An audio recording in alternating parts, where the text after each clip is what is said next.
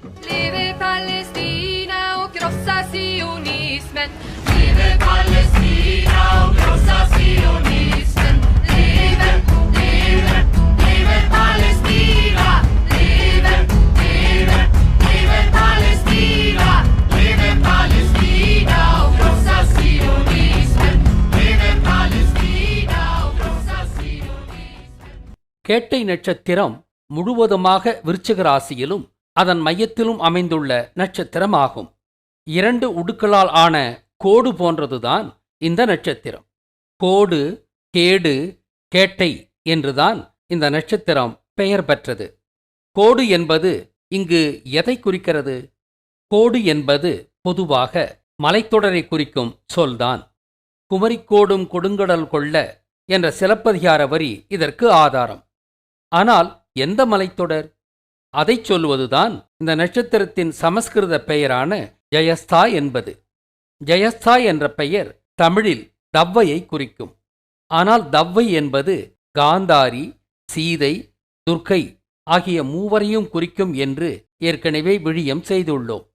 பிராமணனால் ராமனின் மனைவியாக சொல்லப்படும் சீதை மேற்கு தொடர்ச்சி மலையில் ஊட்டி பகுதிக்கானவள்.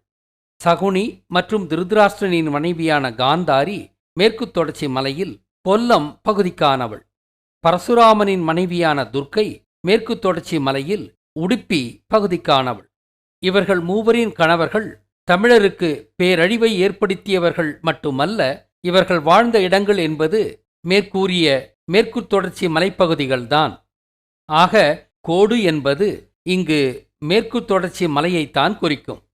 அதுதானே இராமாயணப் போர், மகாபாரதப் போர் மற்றும் கலவரப்போர் நிகழ காரணமான மலைத்தொடர்.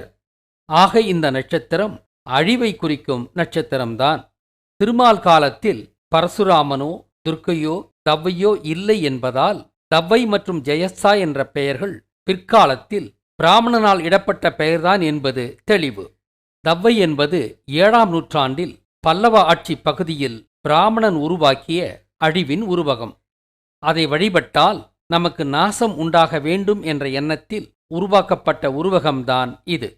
இதன்படி கேட்டை நட்சத்திரத்தை திருமால் ராமன் மற்றும் சகுனியை குறித்தே உருவாக்கியிருக்க வேண்டும். அதிலும் குறிப்பாக சகுனி காந்தாரியின் பெயரால்தான் இந்த நட்சத்திரத்தை உருவாக்கியிருக்க வேண்டும். எப்படி? விஷத்தை குறிக்கும் விருச்சிக ராசியின் அங்கமாக அனுசம், கேட்டை மற்றும் மூல நட்சத்திரங்கள் அடுத்தடுத்து வருவதை பார்க்கும்போது அனுசம் எனும் அணுகுண்டின் மூலம் கேட்டை எனும் சகுனி கிருஷ்ணனின் ஜென்மபூமியான திண்டுக்கல் பகுதியை கருவறுக்க திட்டமிட்டதை வரலாறில் தக்க வைக்க திருமால் இந்த 3 நட்சத்திரங்களை திட்டமிட்டு உருவாக்கியிருக்கலாம். மூல நட்சத்திரம் என்பது கும்பகர்ணனின் கும்பத்தை குறிக்கும் என்பதையும் அது கருவளத்தை குறிக்கும் என்பதையும் அடுத்த விடியத்தில் பார்க்க இருக்கிறோம். எனவே கேட்டை நட்சத்திரத்தை சகுனியை குறிக்கும்படித்தான் திருமால் உருவாக்கினார் என்றும் அதை தவ்வையை குறிக்கும்படி மாற்றியவன் பிராமணன் என்றும் அறிகிறோம். கேட்டை நட்சத்திரத்தை 3 உடுக்களாலான நட்சத்திரமாக பிராமணன் இப்படி குறிக்கிறான். இவை கோடு என்று சொல்லும்படியாக நேர்கோட்டிலும் இல்லை. ஆக இது தவறு.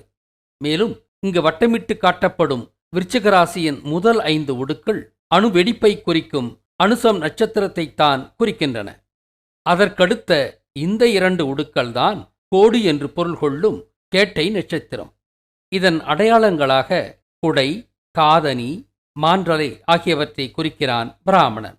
மான்றலை என்பது பரசுராமனை குறித்து துர்க்கையைத்தான் குறிக்கிறது. காதணி என்பது திருதராஷ்டிரனை மயக்கிய காந்தாரியின் காதணியாக இருக்கலாம். குடை என்பது எதை குறிக்கிறது? இராமாயணத்தின்படி சீதையின் கணவனான ராமனை கொன்றது இந்திரன்தானே.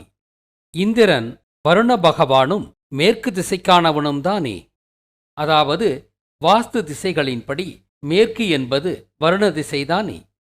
தென்மேற்கு பருவமழை மேற்கு தொடர்ச்சி மலையில்தானே பொழிகிறது.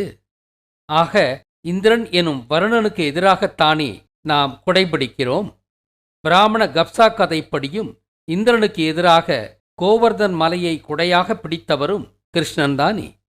ஆக கேட்டை நட்சத்திரத்தின் அடையாளமாக குடை வந்த காரணம் புரிகிறதா? ஆக இந்த நட்சத்திரத்தின் அடையாளங்களை விளக்கிவிட்டோம். இதன் தெய்வமாக இந்திரனை குறிக்கிறான். இந்த நட்சத்திரத்தின் எதிரியை எப்படி இதன் தெய்வமாக்கினான்? இது கேடு செய்யும் நட்சத்திரம் என்பதால் ராமன் என்ற அந்த கேட்டை அடித்த இந்திரன் இதன் தெய்வமாக்கப்பட்டாரோ? அதாவது இந்த நட்சத்திரம் அமைந்தவர்கள் இந்திரனை வழிபட்டு இந்த நட்சத்திரத்தின் தாக்கத்திலிருந்து தப்ப முடியும் என்பதுதான் இதன் பொருள்.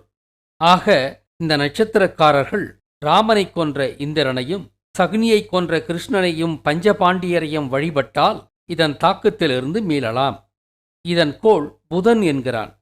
புதன் என்பது தங்கத்தை குறித்து யூதர்களைத்தான் குறிக்கிறது. இந்த நட்சத்திரமும் யூதர்களை குறித்த நட்சத்திரம்தானே?